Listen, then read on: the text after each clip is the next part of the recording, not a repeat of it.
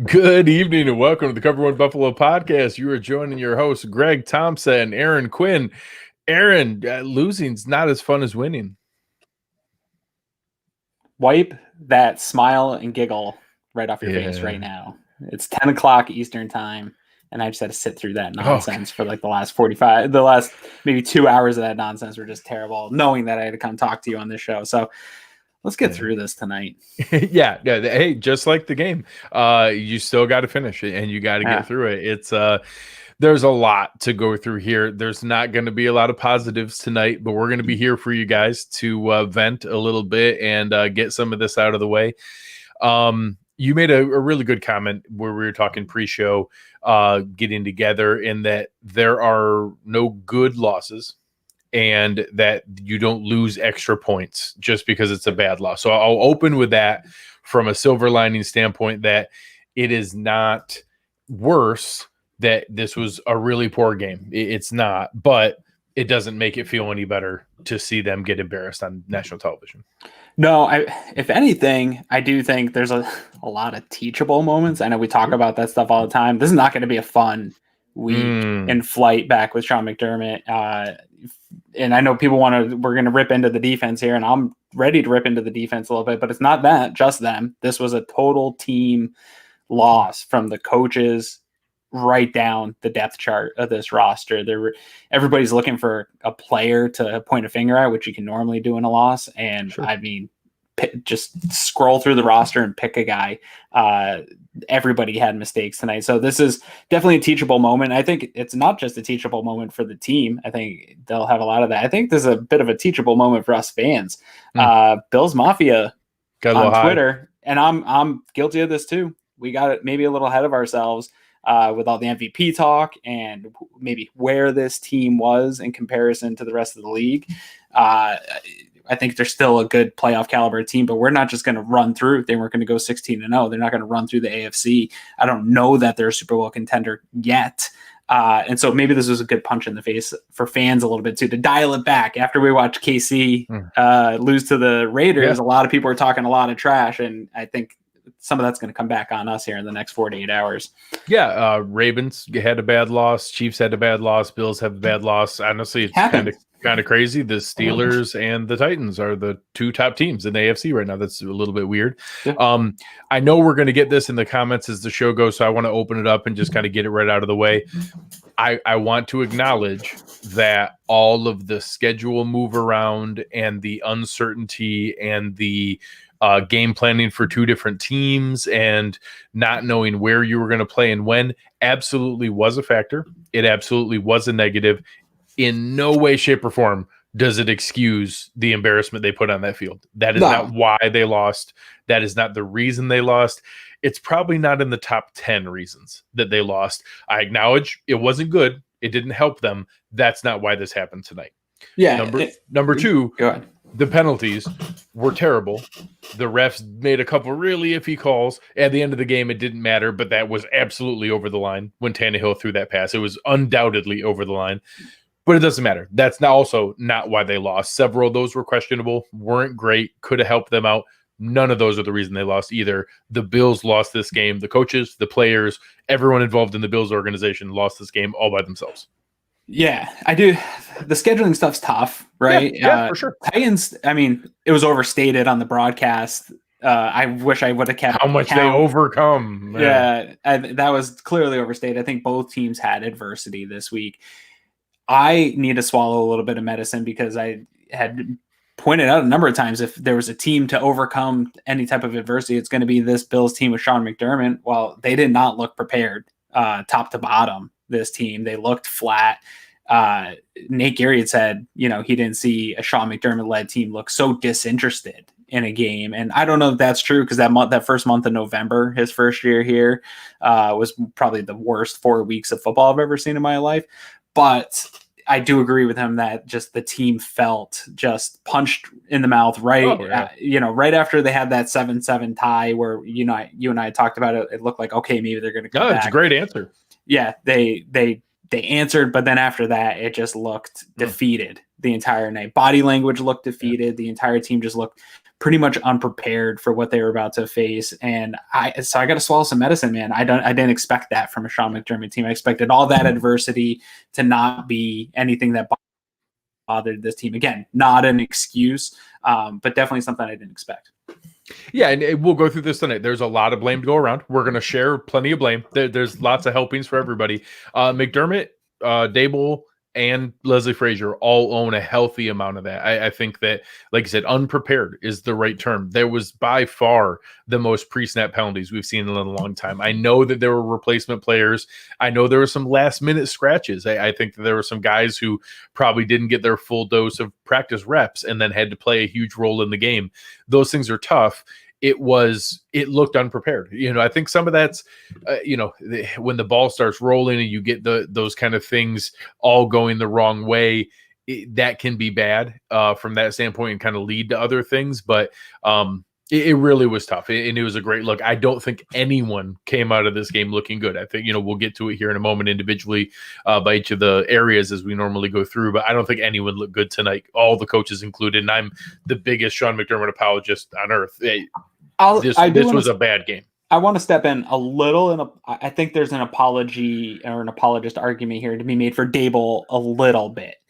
13 of 17, third down efficiency. Granted, the third and long conversions are just something to cling and hold on to. Those were magical. I thought he had some nice play calls to put together some long sustained drives. This just wasn't a defense tonight to try to chip away at. They just couldn't get the toxic plays. It'll be interesting when the all 22 comes out, if any of that was even available, or if they just totally took away the 20-yard, the big plays. Because that's been really what this offense has hung its hat on here early in the season, is leading the league, right? And second in the league in the big explosive play category. Was not there tonight. And so I don't know if that was the Titans defense taking that away. I don't know if that was Brian Dable not dialing up, but I liked some of what we saw from Brian Dable. I think that it was more of an execution error. We obviously the interception, totally, in my opinion, the first one on Andre Roberts, tough pill to swallow. You answer that. The second interception was just Josh. That was just the Josh Allen experience. That was a great drive too. Oh my God. They were ready to bring it back with it. At that point, the game was very much in motion. We'll get into our normal rhythm here, but obviously at that point, they got to stop. It was 21-10. Yes. They got the ball back. It was a 14-play, 64-yard drive. They were driving down from the 3-yard line on their way for, honestly, what looked like a 97-yard touchdown drive. Gabe Davis was open. That would have been 21-17 and a completely new ball game, and shucking the third quarter jinx and all that kind of muck they've been dealing with. And all of a sudden, Josh throws his worst pass of the season at honestly the worst possible moment from that standpoint, where the game's in the, you had a chance to fully take command of what a game that had gotten away from you, and that the defense at least grab momentum back. Yeah, correct. And that, you had a chance to, they really gave their defense a breather at that point and were driving down the field. And just like the first interception, all of a sudden, boom, immediately following, they convert for a touchdown. And really at that point, 28-10, they put the game away. Yeah, and I counted that interception as a double toxic differential play because that return. The turnover and then and honestly that was another area, if you want to really be critical of what was going on here. When we go back to all 22, I'm going to guess 5 or 6 offensive players gave up on that play, assuming he was tackled, and all of a sudden realized, oh crap, he's still running. Thank God Cody Ford and Josh Allen were back there. Yes. We're back there trying to make a stop on the play. Otherwise that's a touchdown, although they scored 3 plays later. Sure. But at least they kept up with the play. But I do think so. I think with all that said, I think out of all the coaches, Brian Dable probably had the least bad game. There's just a lot of execution, some weird stuff that happened to the offense tonight. Yeah. But definitely a lot of blame to go into the offense as well. Yeah. So let's start going through our normal flow here. From a passing standpoint, Josh Allen, 26 of 41 for 263, 2 touchdowns, 2 interceptions, only 1 sack. The sack was not a great one. He did give up a fair amount of yards. He was trying to bail out, although repeatedly through the night, Tennessee had a free rusher on him, and he juked or spun out of, I'd say, 5 would-be sacks when he was doing that. It's pretty incredible. And then, it's unfair to be excited about those and then crack down on him when he loses 10 yards on one that he does try to spin out of. Random little factoid, people like to throw out that, undefeated record when they're over 60% completion percentage and pretty bad record when they're under 60%. Josh had 63% completion percentage tonight and lost. So that one's now gone in that undefeated record. But I would say this was pretty clearly Josh's worst game of the season. 2 interceptions, and even the one 100% was not on him. That was in the hands of Andre Roberts right off the bat. Totally different game if they don't give up that immediate touchdown. You said it pre-show. There's almost nothing worse than losing the coin toss, having them defer, giving you the ball, and losing 7-0 within 2 minutes. It's about the worst possible case scenario. Right after that, the next drive, he had an interception that went off the defender's hand as they were driving down to score. So he kind of gave that one back in the one that wasn't his fault that didn't get converted. And then later on, 100% on him. And pretty much the whole second half, you saw kind of that manic Josh trying to make plays. He did make several killer throws on 3rd and long. So it wasn't all bad. I think there were some drops. Yeah. And sure. I guess if you want to compare, and again, we're going to try to cling to a couple silver linings here tonight. If you want to compare anything, this wasn't the Green Bay Packers loss, Josh. This wasn't the Baltimore Ravens loss last year, Josh. This was, he kept us in that game late. There were some bad plays, late in the game that kind of took it away in the couple plays that were there. This was still his worst game, but the fact that this was his worst game and there were some redeeming moments is probably something positive to cling to. Yeah, sure. This wasn't like Tyrod Taylor years where the Bills go down in a game and it's just insufferable. There's no chance. You have no chance. There was a moment where I still felt there was a chance pretty late into that game. 28-16 when they had that third and when they could have got off the field, 3rd and short. I thought that they still had a shot. Yes, I agree, and we'll talk about that. I want to get into that because that was that was kind of just a microcosm of the entire game to me was that they're neat. But no, so I agree. There's some silver lining there that I think we have a quarterback that can dig you out of a hole on the road.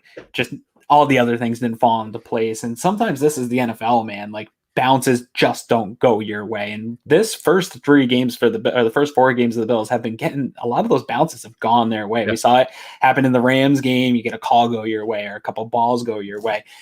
It's just the NFL, man, and the stuff that you can't account for. Today, there are no bounces, not a single real bounce went in the Bills' favor at all, and it just piled on. So moving to the next position group here. I do want to. This guy asked real quick, what does that mug say? You can find these mugs in the link below. Go check them out. Greg's got one too. Go check them out. They're in the link below. They're super cool. They have plays on them. I just wanted to tell you that. Yeah, Playbook products, really good stuff. We're big fans. They have a bunch of other cool stuff too. Some really cool coasters and baby onesies and other weird things. But good stuff. As we move on to the next group, important question: is TJ Yeldon now our best running back? No, he's not. But he's.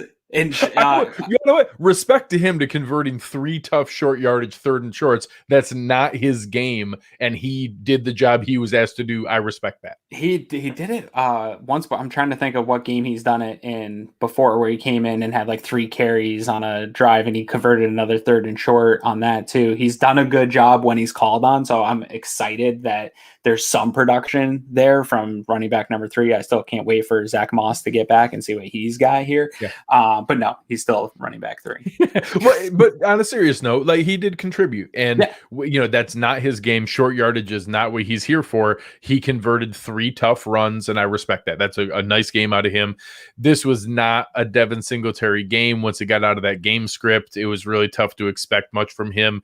I wouldn't have minded to see a little bit more in the passing game. You could tell.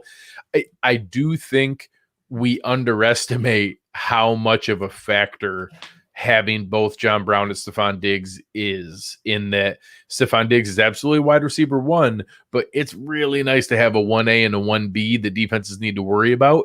And you could tell that was a thing tonight. I think the game was a little big for Gabe Davis. I thought he had a nice game, but there was a couple plays that were going to be rough. I think that you obviously could tell that Josh was really leaning on Stephon Diggs. 16 targets is a ton, and the Titans knew where the ball was going. You could tell that Daboll pretty much forced Josh to go to Cole Beasley in the third quarter there. And that came too late, to be honest. Yeah. They need to get that going a little earlier. Yeah. Andre Roberts looked bad tonight. Probably his worst game as a Bill. I think that's fair to say. I think he forced a couple returns, had a bad drop off his hands, had an unacceptable fumble late when the game was already out of reach, but that's still a fumble. He's been a bright spot to this point. It doesn't negate the 4 nice games he had to this point. Tonight was his worst game as a Bill. And I don't know that anyone in the receiving corps had a good game. Stephon Diggs did his job. He caught a ton of balls. I don't know that he made a ton of people miss, or certainly couldn't get open deep. So it was really tough when those skill position players have been the reason we've been so successful all season. I don't know that anyone had a particularly great game tonight. No, I'm going to let this guy have his shine. Second. It is. Go for it, man. Good for you. I'm happy for you. Titans showed up and won. They did. John Brown, we got to get him back healthy. It just makes things more dynamic. And that's going to be really one of the most interesting things I want to see when we get the all 22 is the difference downfield. I want to see what happened. And it scares the crap out of me. The comment Eric made to you and I in the chat before the game is that we're going to see this defensive scheme again. This is now the Bills lit up the NFL with the first 4 games. Not everybody has the Titans personnel. They have some good personnel on defense. We talked about that in the pregame show. Their secondary was thin and had no backups, but their starters are really good, and they played great tonight. So I don't think everybody in the AFC has that kind of talent on their defense, but they certainly put a scheme out there where if you drop everybody back into coverage and keep everything in front of you, Josh is going to struggle not to take the short stuff and is going to want to take shots deep. He is, and the Bills have done a really good job of putting together sustained drives, but without the ability to get those toxic plays, they're not going to be a 30-plus points per game team. I think they can score over 20. I think they'll still be a better offense than we've seen here in Buffalo in the last 5-6 years, but they're not going to be the team that we saw lighting up scoreboards here in the first 4 weeks of the season. So this is going to be a real challenge for Daboll to get over that hump of getting Josh prepared to see those defenses again. And when we do see those defenses again, how is he going to attack them? And can we still find ways, even when a defense is playing like that, to stretch the field and get those 20-yard plays? I mean, I sound like a broken record here, but when you lose toxic differential 6-1, this is what the score looks like. This is what that feels like and what that looks like. It at least has to be close. You don't have to win toxic differential every time, but you can't lose it 6-1 is just not. You're going to end up giving up 41 points and scoring barely at all. Well, and you look at it in previous games, they had some pretty killer sustained drives. They did a lot of quick scoring drives, but tonight, 15-play drive, 10-play drive, 14-play drive, 14-play drive, and it resulted in 16 points. Yeah, a lot of them didn't even get into the red zone, which they've been super successful when they get in there. They just couldn't knock down that door. Yeah, 2 of those drives had a combined 24 plays for 114 yards and netted 3 points with the field goal and the interception. That's not going to get it done, especially when they've been hitting those big plays all season long. Yeah. I would say the offensive line today actually played really well. There were several times where Josh was just sitting there looking for a guy to get open. Now, some of that we need to wait. Some of that was dropping. To come out when they only send 3 guys. You should look good, and they had several where they only sent 3 and dropped 8, or sent 4 and dropped 7. You should look good in those scenarios, and they did. They couldn't get much going in the running game, so that wasn't a positive. But I certainly didn't see any glaring negatives from the offensive side of the ball, short of the couple of unacceptable penalties. Although most of those were Diggs and Croft and other players that were offside. So nothing that stuck out here before we see the film on where the offensive line was a negative. I mean, Dion had that one, Harold Landry with the one sack that Allen took. He got burnt just straight up, and that's going to happen. That's okay. It's never going to be perfect, but flawless. Yeah. Like we said in the pregame show, Deion Dawkins is not Joe Thomas. He's not going to go a whole season without giving up a pressure. Yes, it's gonna happen. I do want to look at back at the all 22 and some of the film, because like you talked about, there's probably 5 or 6 times where a free rusher came and Josh had to do his thing to get away from it. I want to know where that, if that was just Josh not seeing the blitz pre-snap, or if some of it was delayed blitzes, which is difficult to pick up if it's timed correctly. And a lot of teams do that with a spy on Josh, who did not run barely at all tonight. No. They'll spy that, and then if he doesn't run, that spy becomes a blitzer. Yeah, so right now, for me, hard to judge the offensive line. I do think there's probably some issues in the run game. Devin Singletary's a good runner when there's some space and he can get his vision going. It didn't seem like there was a whole lot in the middle and when they were trying to it looked like they came out to try to establish the run in this game. And then that all just kind of went by the wayside here. So some stuff to look out for. But yeah, I don't think that as far as the wasn't necessarily glaring issue for the day. Let's flip over to the defense. This is going to be fun. On the defensive side of the ball, this might have been the worst defensive line performance of the season. I don't know that within the whistle, because we did get him twice after the whistle, I don't know that we ever really pressured Ryan Tannehill. In the defensive line, there was a couple different plays. I think Quentin Jefferson made the one play that got them to punt right there in the beginning of the half. Made a nice play in the second half that got us the ball back, where we did answer with that 14-play drive up until the interception. It seemed like we were going to get right back in it. That I had a thought that it was going to be like the Raiders game, where the first half the defense was really rough, and then all of a sudden a couple guys made some plays and they made it okay, and they came out with an ugly win. And I kind of had that recipe in my head that's where it was coming together. And beyond that, Jerry Hughes was horrible tonight, constantly getting washed inside and giving up contain over and over and over again. AJ Epinesa made one flash play for a moment on a tackle for loss, and then jumped off sides literally like the 2 plays later and had to get pulled out of the game. I can't tell you the last time I saw Vernon Butler make a positive play. He had one good run stuff play, but yeah. Do you remember a positive thought about Harrison Phillips this season? He's had a tough go this season. I do think this defensive line, what I will say is I think there was probably more pressure baked into this game than we saw. Tannehill was getting the ball out fast. Yes. And a lot of the plays. The game plan. Yes. And that's the motive to attack this Bills team, is to have your quarterback. If you have a quarterback that can get the ball out fast, or some of those plays where it's a play action and they get everyone going one way and it's a screen over to Jonnu Smith on the other side of the field wide open because they're overly aggressive. Jerry Hughes is super aggressive. Trent Murphy goes upfield too fast, or he can also get taken inside, loses contained. So some of that was attacking the scheme. And these are things Eric was telling us about on the Slack channel. There's a blueprint right now to attack this Bills scheme as a whole, not just the defensive line, the scheme as a whole. And I saw that rear its head a few times. And I thought there was some pressures there, but Tannehill was just getting the ball out fast. And so the pressures might not count. You're not going to get a lot of QB hits.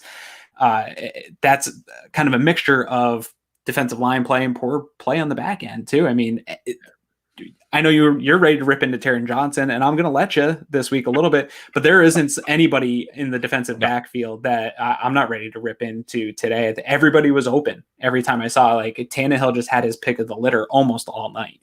Yeah, and there's a couple plays. I will say I did the caveat at the beginning about both the schedule and COVID stuff and the penalties. I don't think were excuses. I will say on the defense, there is no defense where you can remove the 2 best players and have there be no impact. Sure. Losing Trey White and Matt Milano matters. It just does.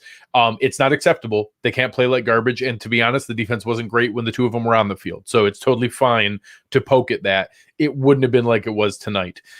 Beyond that, when that happens, you need someone else to step up. Ed Oliver hasn't made a big play beyond that big 4th down stop. He stuffed Josh Jacobs in his tracks, put him backwards, made a huge play. It might be the only big one so far this season that's been notable. Tremaine Edmonds, I want to tell myself that he's gutting through an injury, but that injury isn't why he's over pursuing things. That injury isn't why he continues to make tackles. You and Eric and myself included have been huge fans of Taron Johnson. He's awesome when he's firing his gun with run support, snuffing out screens, making big plays over and over again. He is getting roasted in coverage, and he's getting picked on over and over again. I do think that Micah Hyde and Jordan Poyer have been good. I'd love to see them step up even further and make a big play. I think that they're both really, really consistent and very, very consistently good.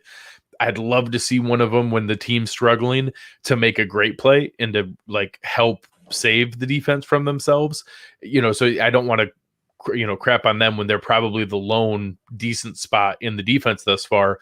But it's just, there's so many guys that we had high expectations for, and that assuming we were going to get another step forward from Taron Johnson, a lot of people projected a huge step forward from Tremaine Edmonds, maybe defensive player of the year kind of talk. Ed Oliver taking that next step into the, Fletcher Cox, Aaron Donald stratosphere of the world.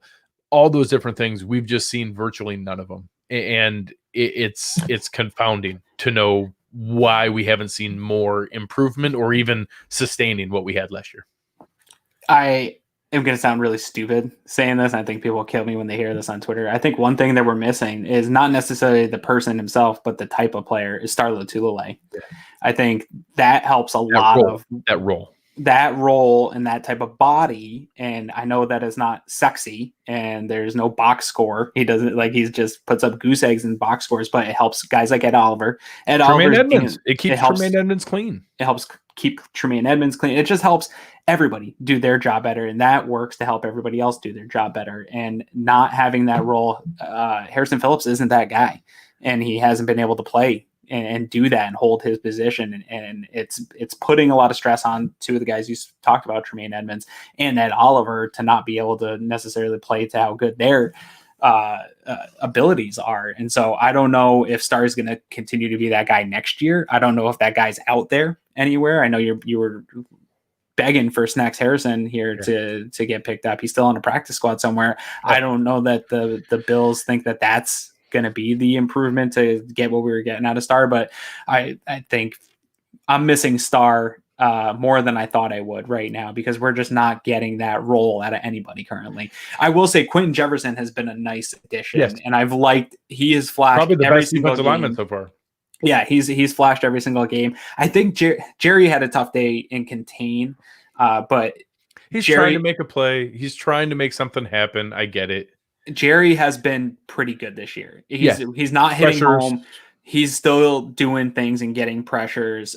So it's not as bad. Today was a bad day for everybody, and Jerry's lumped in there too. But I think Quinn Jefferson and Jerry Hughes have been nice on the line here. Trent's flashed at times. He hasn't been super consistent. But not a good game tonight, but he's not a great game tonight. He's flashed at times. But overall, the unit has, this was the unit I was probably the most excited about, with the amount of rotation and the type of stunts that I thought we were going to be able to run. And I just haven't seen it yet. It's super early in the season. This is a marathon. Hopefully it's just a thing of lacking continuity and they can gel going forward. But I think missing that Star Lotulelei type person in the middle is really just causing a lot of stress on the interior of this defense. The true one, he was the only true one tech on the team. Vernon Butler, Harrison Phillips, guys like that are capable of chipping in there, but that's not their primary role. They're both better as a three tech who can take a few snaps as a one tech if you need it. And your hope is that you're winning and you don't need the one tech because the team can't run on you or do those things. You have other guys who can just be penetrating. You don't need to keep Milano and Edmonds clean because you're not having that kind of game. So it's just frustrating. I will say I've defended AJ Epinesa a lot. I'm not concerned about him long term.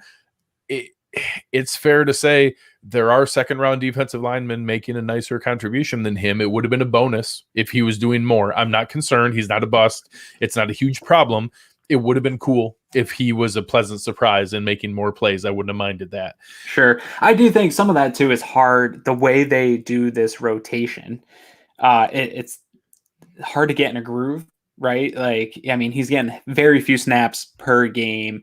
Some of that pass rush stuff is you're setting a guy up throughout a game. If you're only getting 5-6 snaps a game, you're not setting anybody up. You're not bringing out a bunch of moves. So some of it's lack of his usage here with the Bills so far. Ed Oliver took a while to get going his rookie season. Again, I agree with you. I'm not super worried about it, but he hasn't that one flash play, but then that was offset by the knucklehead offside. At linebacker, I will say I'm going to call it a good thing that I didn't notice Tyrell Dodson. I don't remember being upset or mad that Tyrell Dodson was on the field. He got smoked that one time, and Tannehill just missed. He had about 2 steps. He lost about 2 steps on the guy. But yeah, no, I thought he did fine. You know, again, we didn't see a lot of Klein. Correct. Klein wasn't on the field a ton. They stuck pretty firmly to nickel the whole time. And, you know, I keep making the joke. I don't think it really matters who's out there. Taron Johnson, AJ Klein, they're the same player. But beyond that, it's you know, it's just is what it is. You brought it up pre-show. Anybody who got excited that we had all pro level Josh Norman today was the, you know, crash back to earth that I think he can still be a solid player. I think when he's opposite Trey White and can get a little extra safety help because we have Trey White on the other side, I think he's going to be fine. I don't think he's going to recapture some all-pro performance level. No, I think we got really excited with some recency bias because of the fumble. It was a really nice play. Oh, yeah, it was cool. But it's great. Yeah, it was super cool. Great play and needed in that game. It wasn't coverage. There was nothing really. I saw he was okay in coverage in the Raiders game. Nothing blew me away. I don't think I'm going to like what I see when we flip on the all-22 here this week of him in coverage. But tough. It's tough to come in and play corner. He's not a cornerback 1 in the NFL anymore. And so he's certainly not against an uber athlete like A.J. Brown. That's just not his game. Leaving him isolated in single coverage in that first play is as much on Frazier and McDermott as it is on Norman. Yeah, and I mean, I think Trey might even struggle in that situation a little bit too. I mean, one of those plays against Taron, I can't wait to get the look at because Brown stiff-armed him about 4 yards back. It just wasn't even fair. He just put his hand right into his chest, stiff-armed him 4 yards back, and just cleared a wide open. I mean, he's a physical freak. He's a big guy. He's going to be tough for any of these guys to defend in this modern type of NFL. You can't get your hands on guys. So difficult task for him, but I cannot wait. I hope the Levi Wallace injury is something that he does recover in the second half of the season, because I think the idea is to rotate the two of them with Trey White, keep them fresh. Don't let them get too exposed, either one of them. And I don't know if and when we'll see that come to fruition, but that's, I think, the ultimate plan. And I like that play. That's a plan that works for me. Leaving any one of those guys out to get exposed, I think is a bad. Just as an FYI, I think that he has to sit for another game and then technically is eligible to return to the Jets game, but we don't really know. We'll know more as the season goes.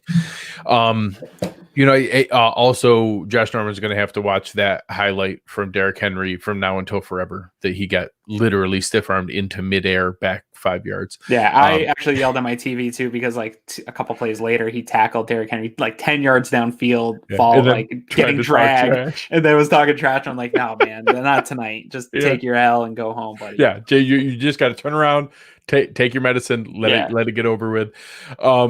I will say Cam Lewis didn't get exposed tonight. You made a good comment earlier. I'm a little surprised they didn't go at him more. But similar to Tyrell Dodson, I don't remember Cam Lewis in the game, and I'm going to take that as a good thing since I remember an awful lot of other bad. I remembered probably, I think, 2 or 3 plays where he actually was really good in run support. He came up and made some nice tackles in run support, which you'd like to see. He's a smaller guy, so that was nice to see. We haven't seen much Cam Lewis, right? With no preseason this year, we didn't get a good look what to see for him. It also is really bad for my prediction of Sarah Neal taking a big step forward because we didn't see Sarah Neal at all. So that is kind of a bummer that he's not taking that step forward on the defensive side. I think he's still a pretty good gunner, although we'll talk about that in a second as well, what happened here tonight.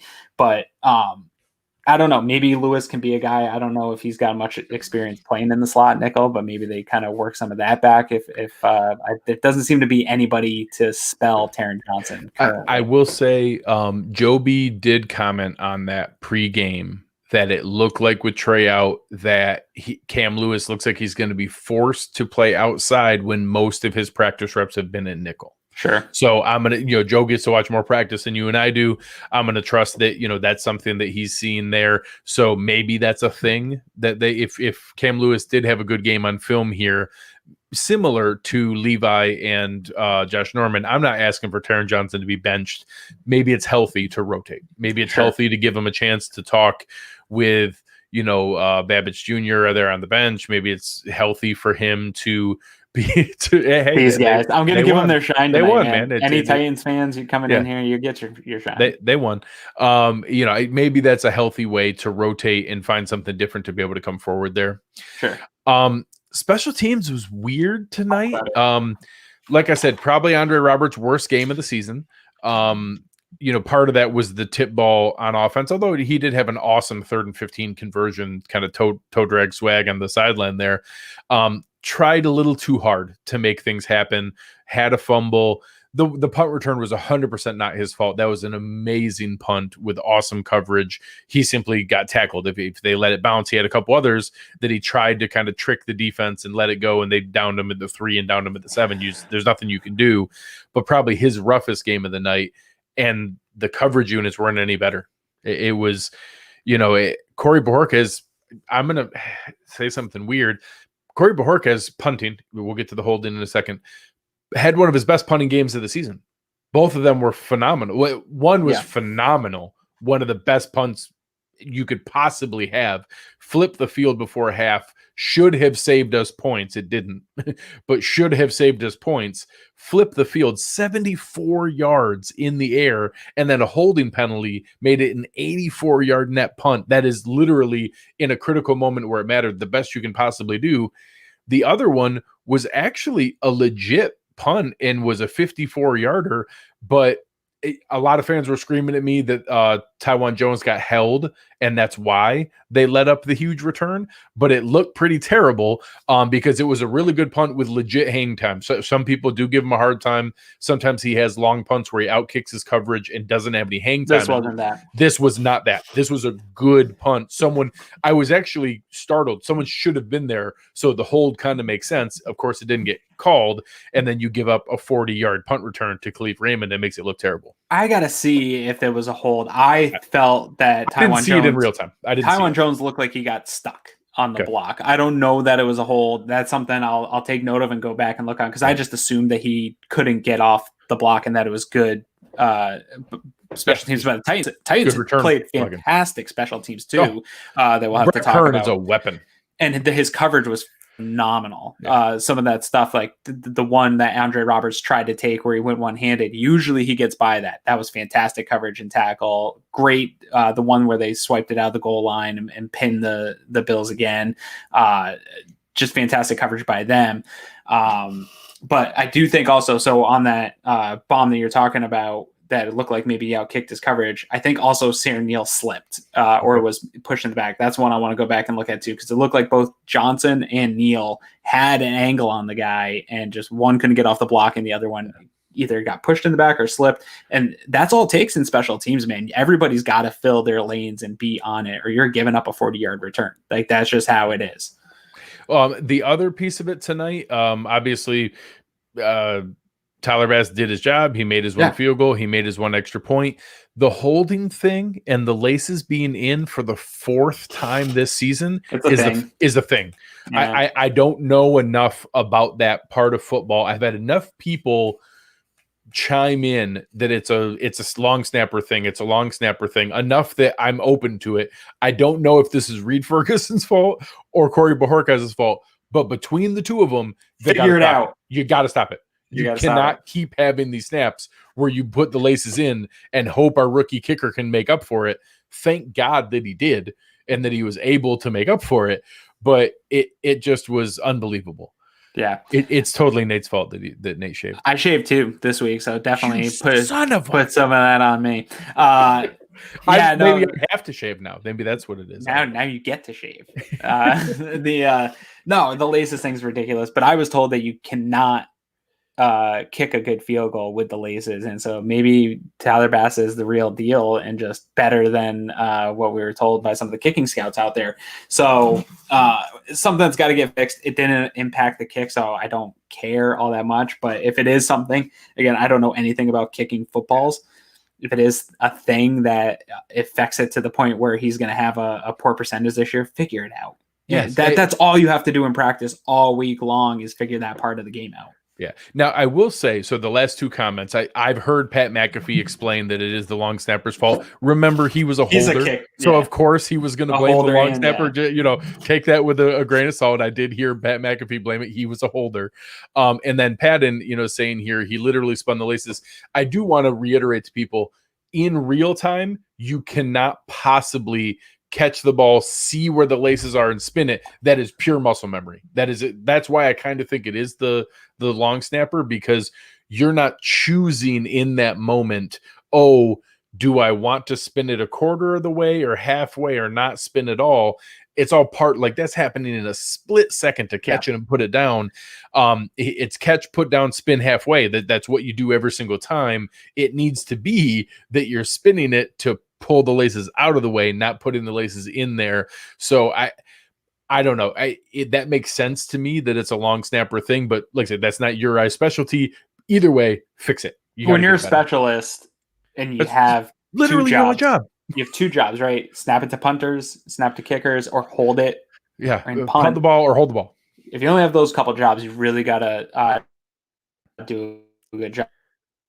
Be better. It's hard. Reed has been very good in his time here, so I have a tough time putting it on him entirely because I don't know enough. Yeah, he's done a good job. Hopefully they can figure it out. It's just I don't want to talk about laces anymore on this podcast at all. Yeah, all done.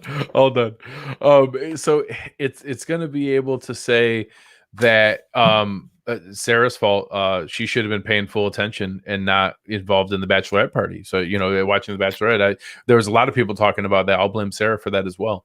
Yeah. I'm really willing to throw blame around. Yeah, anybody who wants to take some blame, anybody looking to take some blame, we are ready to give it out. All right. We've now gone through the roster. We've blamed the coaches. We've blamed all the offensive players. We've blamed all the defensive players. We've said that we don't. Bojo was the player of the game. Bajorquez, maybe the safeties, maybe Brian Dable. Those are the only three people that we're not ready to blame fully. Maybe the offensive line. Beyond that, everybody gets a little slice of blame. Let's get into some of our lovely sponsors. For our Uncle Jumbo's responsible play of the day, it's kind of tough. There were not a ton of great examples of responsible plays throughout the game. I'll let you lead it off this week. What stood out to you? Yeah, it's going to be, I think we're going to just talk about this one drive here. Yeah. The second Bills drive after they give up the touchdown, they come back. It's a fantastic drive. And during that drive, something that we hadn't really seen that it used to drive me crazy because the Patriots did this for decades where they would always come up to the ball and catch somebody in a substitution or some way where they can just get some free yards.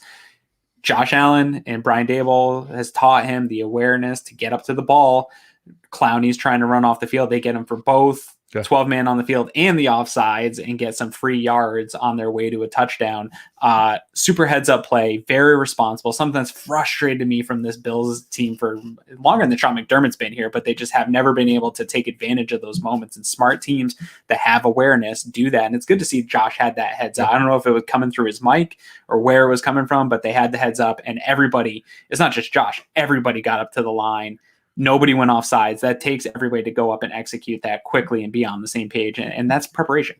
And I'll even say he did it again at the end of the third quarter. He knew he had him and had it offside. They ended up saying that he didn't get the snap off before the quarter ended, and I didn't watch closely enough. In the moment, I felt aggrieved that they didn't let us take a deep shot. But I'm sure that the call was right. The clock did expire, but he was doing it again. He was aware of the situation, situational awareness, on top of it, ready to take advantage of it. And I think that, again, when you have a really ugly game where we took a butt whooping from the other team, I think that plays like that are what you need to hold on to. And we talked about it with that. I'm going to mention just in general, those third and long conversions, if you want to cling to anything tonight with Josh Allen, the fact that 3rd and 12, 3rd and 15, 3rd and 9, 3rd and 10, those used to be a death sentence for this team. Those used to be, 3rd and 12, give up delayed draws, 3rd and 15, give up running back screens. Anything 3rd and 7 and over was almost a death to this team. It was just an automatic give up. And now, knowing that not only do we have a shot for that, but that he's converting at an alarming rate of those kind of plays. That's something fun to cling to here, that honestly that kept them in the game for longer. And the final score is not indicative of what this game was. Like we said, there was, when it was 28-16 and they were driving to score again, that game was very much in play. You know, it would have been 21-17 early on before they let up that other score with the second pick. That was going to be a good close game and then got away from us at the end. But there are some things to hold on to there. For sure.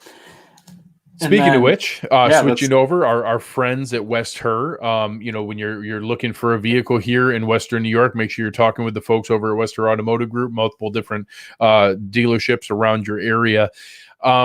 I thought that I'm going to start with the opening drive, and that I thought that it was, you know, something where, you know, they give up the pick, they give up the free points.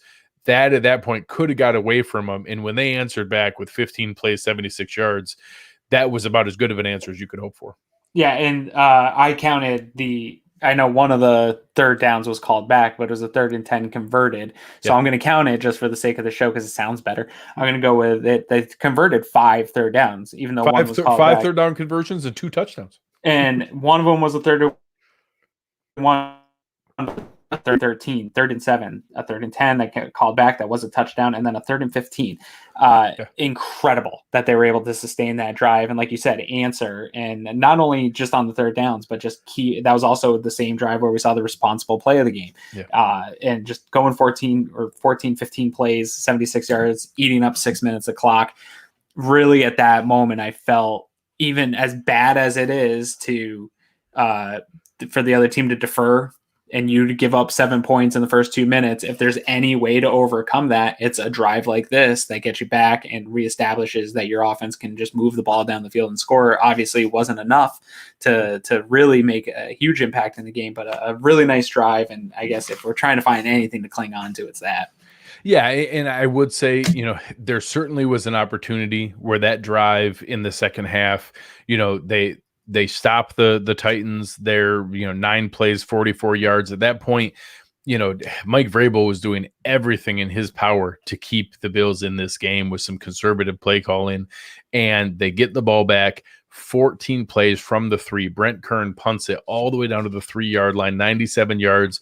And I said it right there. I said, this is a game-changing play where, you know, I would have been livid with Sean McDermott for not going for it on 4th and 4, where he had a chance to really put the dagger in Bills territory. 4th and 4, you're up 11 against a reeling defense who I always use it as a barometer. If the other team's fan base is ecstatic with your decision, you made the wrong decision.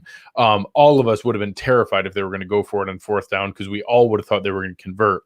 The Bills get the ball back. I made that statement right there. If they answer back here and make him pay for that decision with a 97-yard touchdown drive to make it 21-17, the Bills are going to win this game. And as they go down there, it was dink and dunk. It wasn't pretty. It was death by 1,000 paper cuts. They were on their way down there. They get down to the Tennessee 33-yard line. Josh Allen had Stephon Diggs, or had Gabriel Davis open, and made his worst throw of the season. And it just, that it's, when you talk about it, you bring it up all the time. It's just a couple plays in a game, for a game that looks as horrible as this one does. And 42-16 looks horrible. Don't take anything away from it. That looks horrible. For a game that looks as bad as it was, if that play is different and he makes the play there and gets it to Gabe Davis, all of a sudden you're talking about a 97-yard touchdown drive. It's 21-17. And I don't think it's hyperbole to say I think the Bills might win the game if they score on that play. Yeah, I think there's that play, and then it's a terrible play to have hurt your game is the third. It was a 3rd and 7. Epineza jumps off sides. Yeah. If they stop them in that 3rd down, there's still very much a chance, and you gain back some momentum. They're kicking a field goal. You're still within 2 scores. It's a 15-point game at that point. Even if they kick a field goal, doable. You're not out of this game yet. Instead, they gain 5 yards, 3rd and 2, easy conversion. They go on to score. That's still with about 6 minutes left. Epinesa had just made the great tackle for a loss. He had all the positive momentum going there. 6 minutes left. It's at a reasonable point. That's so aggressive to assume you're going to come back with 2 touchdowns, but it's doable. But if you were going to, it had to be stopping on that 3rd and 7. And that was Sean McDermott used the timeout to make sure that they went and got that stop. I mean, there's been very few times where I've seen Sean McDermott almost lay into a player. And I thought he was really going to lay into Epinesa on the sideline there, because that was a huge moment on the defensive side, which is something that he has more control over. And they having him out there in a big spot like that is, speaks highly of what they thought of him for that situation. And to let the team down in that moment, it's going to be a tough film session and a flight back for Epinesa on that. But not the only play, but when, we talk about those handful of plays in a game, they add up. If they, in those moments, if you have 2 of them go against you, that's it, man. And the game slips away really fast. Italian's been on fire here tonight. We simply social distance the bandwagon today, so lots of elbow room. We're going to be comfortable. All the people jumping off. Yeah. So, and I think that's a good way to end things here for tonight. In that this is the kind of game where it was a good reality check. Myself and you included. I think you made a great point. We probably got a little high on ourselves being able to see where this team had come, but now that we've spread around all the blame, now that we've shown all the warts on this roster, now that we've shown all the things that Sean McDermott's going to lay into these folks in film, now it's time to step back and take a breath. The Bills are 4-1. They still have a 2-game lead in the division. They're still in a healthy spot going forward. A lot of really positive things to look forward to. There's still a lot of very winnable games on this schedule. They are still a good team. Today showed them that they're a flawed team. They're not a exceptional juggernaut that's going to go undefeated. They never were.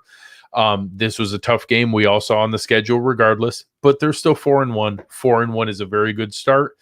They got a tough game next week against Kansas City, also coming off a loss, showing that they're not flawless either. And then they'll get back with the Jets after that. So I think that the fact that they're looking at a 5-2, 6-1 start here is a pretty solid way to look at the beginning of the schedule. So let this one sink in, let it burn a little, let it hurt a little. I hope the team does exactly that and lets this humble them to realize that they have a long way to go. But finding that out while you're still 4-1 isn't all bad. I mean, they still have like a 90-something% chance to make the playoffs at 4-1. So that's great. I think they're still a really good team. I think they're still at the top of the AFC in terms of teams. Again, the loss is bad. In the box score, it looks worse than it was. They played a really good team. This is a team that was in the AFC Championship a year ago. This is a team that I said on the preview show that this is a team we're probably going to see in the playoffs if the Bills continue to do well. I think they're a contender to go deep into the playoffs as well. It's a tough loss. Hate to do it. Hate to have a loss. Would have been nice to go into KC undefeated and really make a statement game there, but you can't win them all. I like this team. I agree with you. I think there's going to be a lot of tough pills to swallow. Some of the best, you go back and look through Super Bowl years, Patriots losing to KC. How many times did the Patriots get buried on national TV, losing to the KC or the Miami Dolphins or something? That was a rallying cry to right some of the things that were going wrong. So I think it's Sean McDermott talks a lot about the adversity, not just within the games themselves, but the season. I think this is a moment of adversity. I can't wait to see how this team responds because they're coming back with an even better team that they're going to be facing, at least a more potent offense, and definitely a bigger test for this defense. So I'm really interested to see how they respond. It might be a tough couple weeks here for Bills fans where we take a couple lumps in a row, but not all down. I don't think there's anything to be necessarily depressed about. I don't think this team's broken. I think there's a lot of things to fix, and having won 4 games with a lot of things to fix and a lot of things to correct, they talk about it all the time. You don't want to be playing your best ball right now. We want to be playing our best ball in November and December. So now's the time to get those things fixed, and hopefully they do. Yeah, just as an example, people don't remember this in years past, and especially for other teams that we don't follow. Guess what happened with the Kansas City Chiefs last year? They started 4-0, dropped 2. Then they lost 4 out of 6 games. They lost 4 out of 6 games in the middle of their season to drop to 6-4. After that 4th loss in 6 games to the Titans, a lot of people were asking questions. They had some injuries. They did lose Patrick Mahomes for a short period of that time, but then they came back. They actually won several of the games where Mahomes was out after that. Several of those losses were with him. And being able to go through that, people don't remember that it wasn't some flawless run last year, but they came back, they hit their stride at the right time, and then they won a Super Bowl. I'm not saying that's what's going to happen here. I'm not trying to draw correlations. I'm holding you to that now that you put that out in the universe. I simply want to point out that even the most exciting runs for teams don't happen flawlessly without a setback. So that's going to be the key part to take away from here is this is one game, and one game does not decide the season. Yeah, no, the season's not over by a long shot. I can't wait to see how they respond. But it's going to be a tough week for all the Bills players in the film room. And I think Eric's going to be pretty hard on some of the Bills players here too when we get the all 22. So hang in there on Twitter. Let's try to be nice to each other. It's going to be tough to be nice to each other. There's going to be a lot of strong opinions out there from all sides. But this is a good football team. We should be proud of this team going forward because I think there's going to be a lot of fun football left here in 2020. Just wasn't tonight. Hopefully we go back after this Monday too to more just Sunday at 1:00 games going forward. Yeah, primetime stuff. Primetime's the worst. All right, guys. Tell the folks where they can find you to be nice to you. No, I don't want to. You can't find me. I'm going to block everybody. Now you can find me on Twitter at AaronQuinn716. It's up here somewhere. If you don't know how to spell my name right, it's right there.